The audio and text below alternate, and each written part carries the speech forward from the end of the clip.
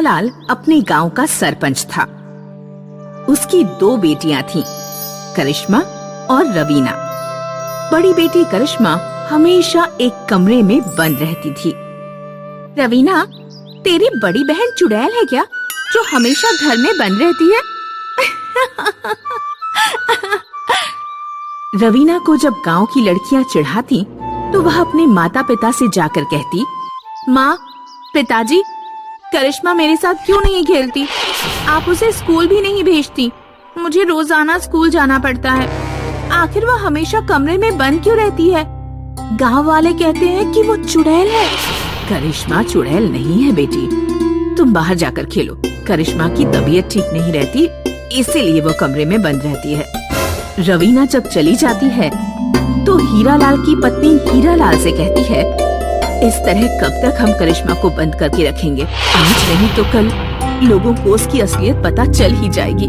बेहतर होता कि मैं उसे पैदा ही न करती। जो हो चुका है उसके लिए रोने का कोई फायदा नहीं। मीनापुर गांव में जादूगर बाबा रहते हैं, शायद वो कुछ कर पाएं। कल मैं करिश्मा को उन्हीं के पास लेकर जाऊंगा। अगले दिन हीरालाल करिश्मा को लेकर जादूगर के पास पहुंचता है। क्या समस्या है बेटा? इस लड़की के हाथ क्यों बांध रखे हैं? समस्या ये है बाबा जी कि ये लड़की जिस चीज को छूती है वो बर्फ बनकर जम जाती है। इसलिए डर के मारे हमें इसे कमरे में बंद करके रखना पड़ता है।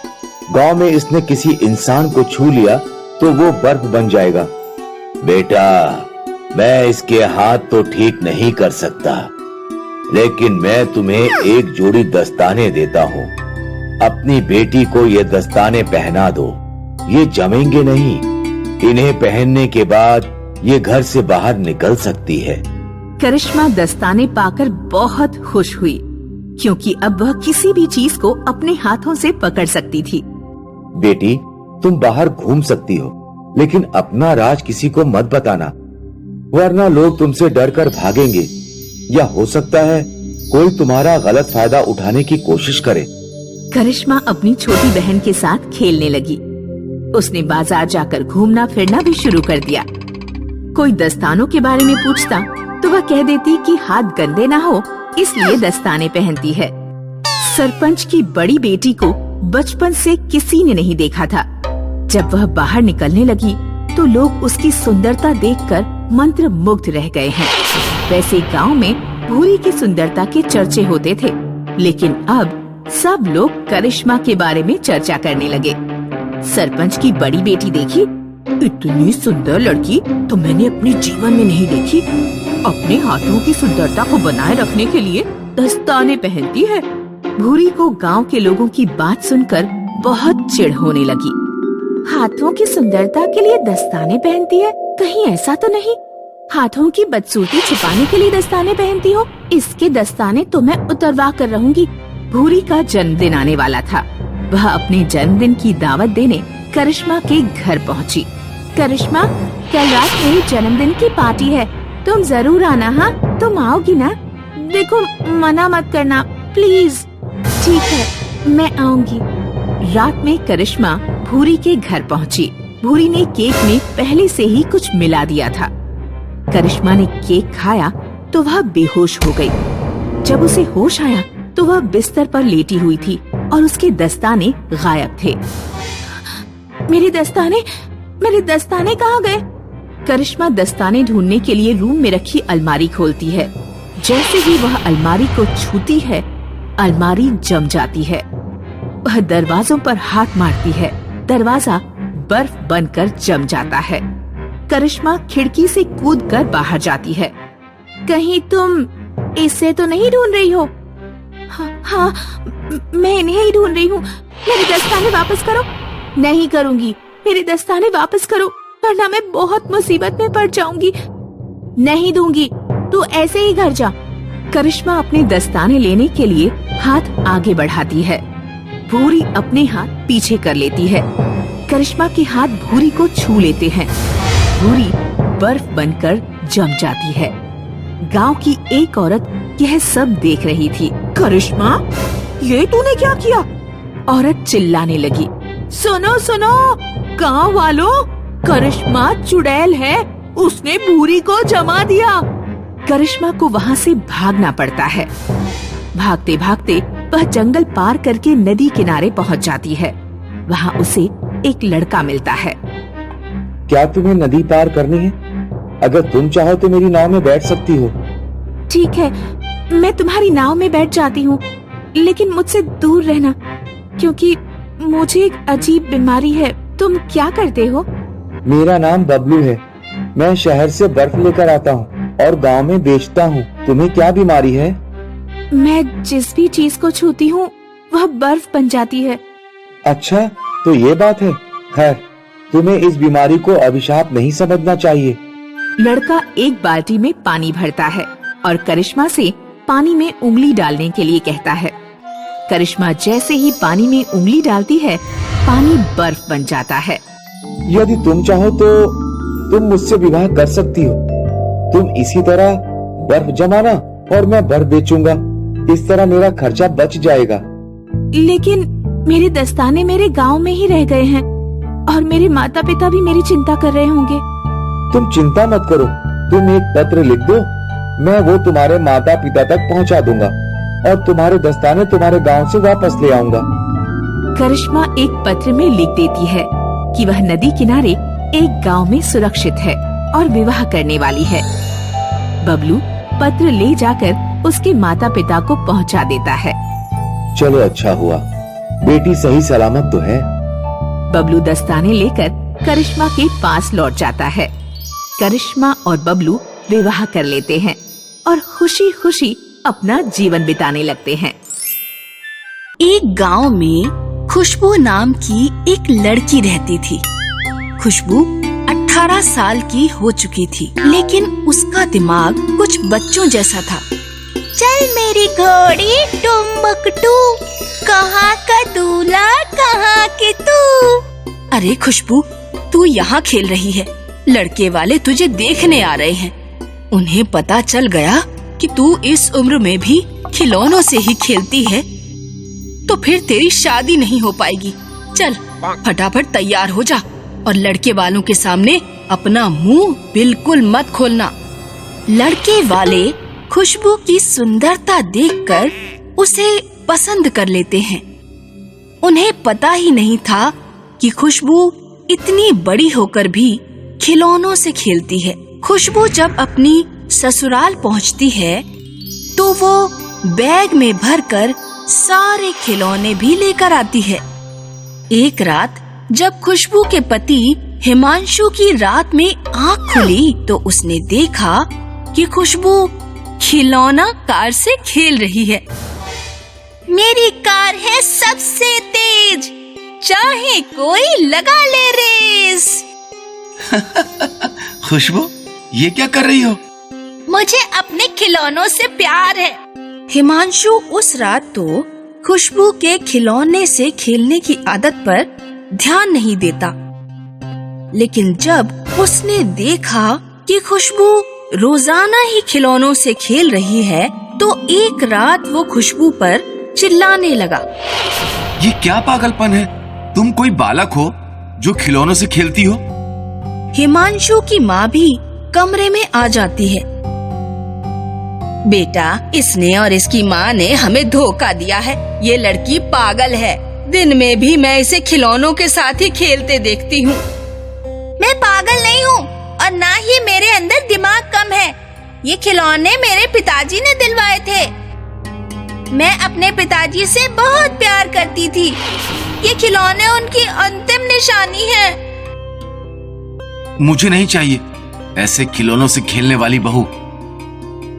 हिमांशु और हिमांशु की माँ खुशबू को रात में ही घर से बाहर निकाल देते हैं। ले पकड़ अपना सामान और खिलौने, अब कभी मुझे अपनी शक्ल मत दिखाना।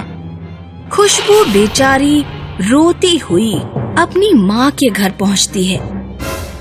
खुशबू की माँ बीमार थी और खटिया पर पड़ी हुई थी। अरे बेटी, तू इतनी रात में मेरे ससुराल वालों ने मुझे घर से निकाल दिया। माँ, तू चिंता मत कर बेटी। खुशबू की माँ को जोर जोर से खांसी आने लगती है और वो दम तोड़ देती है।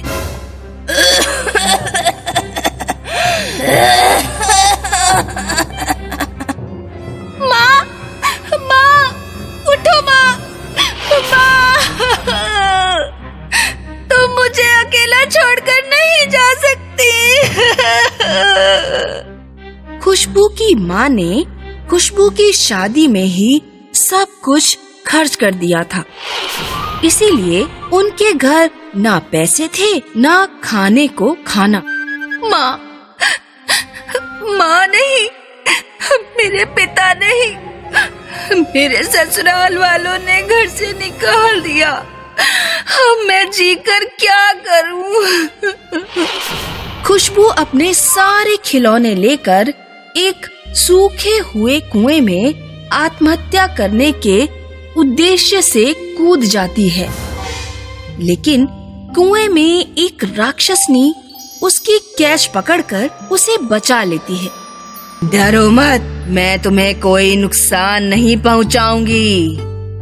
मैं एक अच्छी राक्षसनी हूँ। तुम्हारी तरह और भी कई किस्मत के मारों ने इस कुएं में कूदकर आत्महत्या करने का प्रयास किया, लेकिन मैंने उन्हें बचाया। अब तुम बताओ, तुम क्यों मरना चाहती हो? खुशबू राक्षसनी को अपनी पूरी कहानी बताती है। मैं तुम्हारे माता पिता को जिंदा तो नहीं कर सकती, लेकिन बेटी मैं तुझे एक बेहतर जीवन दे सकती हूँ। तुझे खिलौनों से प्यार है ना? ये ले जादुई चाबी।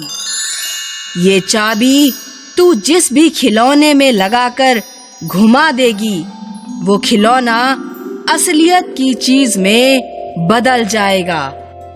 लेकिन मन में लालच मत लाना। जिन चीजों की जरूरत हो उन्हें ही चाबी लगाना। राक्षस ने खुशबू को कुएं से बाहर छोड़कर चली जाती है। खुशबू घोड़े के खिलौने में चाबी डालकर घुमाती है। खिलौना असलियत का घोड़ा बन जाता है। खुशबू घोड़े पर बैठकर घर पहुंचती है। घर पहुंचकर वो अपने गुड्डे में चाबी भर देती है। गुड्डा एक असलियत का जवान लड़का बन जाता है। खुशबू उससे शादी कर लेती है। रहने को घर है और जीवन साथी भी है। अब सिर्फ रोजी रोटी कमाने का जरिया चाहिए। खुशबू अपने पति के साथ कुछ दिन खेतों में मजदूरी करती है। जब कुछ पैसे इकट्ठे हो जाते हैं तो वो एक खिलौनों की दुकान खोल लेती है। वो और उसका पति दुकान चलाने लगते हैं। उसका जीवन सुख से कट रहा था। उधर एक दिन खुशबू के पड़ोस में रहने वाली जमुना हिमांशु के घर पहुंची। तुमने अपनी जिस बहू को घर से बाहर निकाला था, उसे एक जादुई चाबी मिल गई है, जिससे किसी भी खिलौने की वस्तु को असलियत का बनाया जा सकता है। तुम्हारी बहू के घर मैंने TV, fridge, cooler, washing machine सब कुछ आइटम देखे। भला पूरे गांव में ये आइटम किसके घर होंगे? हिमांशु सोचता है कि अगर वो चाबी किसी तरह उसे मिल जाए तो मजा ही आ जाए।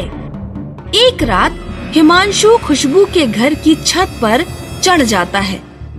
वो खपरेल हटाकर खुशबू के घर में घुसता है और चाबी चुरा लेता है। हिमांशु बाजार जाकर एक बड़ा सा खिलौना, घर और एक बहुत सुंदर गुड़िया खरीद लाता है। अब आएगा मजा।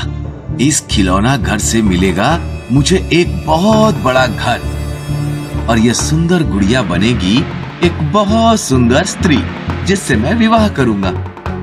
हिमांशु जैसे ही खिलौना घर को बड़ा करने के लिए उसमें चाबी लगाता है, खिलौना घर तो बड़ा ही नहीं होता, लेकिन उसका अपना घर खिलौने जैसा छोटा बन जाता है। अरे ये क्या हो गया? फिर हिमांशु गुड़िया में चाबी लगाता है। गुड़िया असलियत की सुंदर स्त्री नहीं बनती, लेकिन उसकी माँ छोटी हो जाती है। अरे अम्मा! बेटा, ये हमारे लालच का फल है। जाकर खुशबू की चाबी वापस कर दे और उससे माफी मांग। हिमांशु खुशबू के पैरों में गिरकर माफी मांगता है। तब उसकी माँ और घर दोबारा ठीक हो पाते हैं।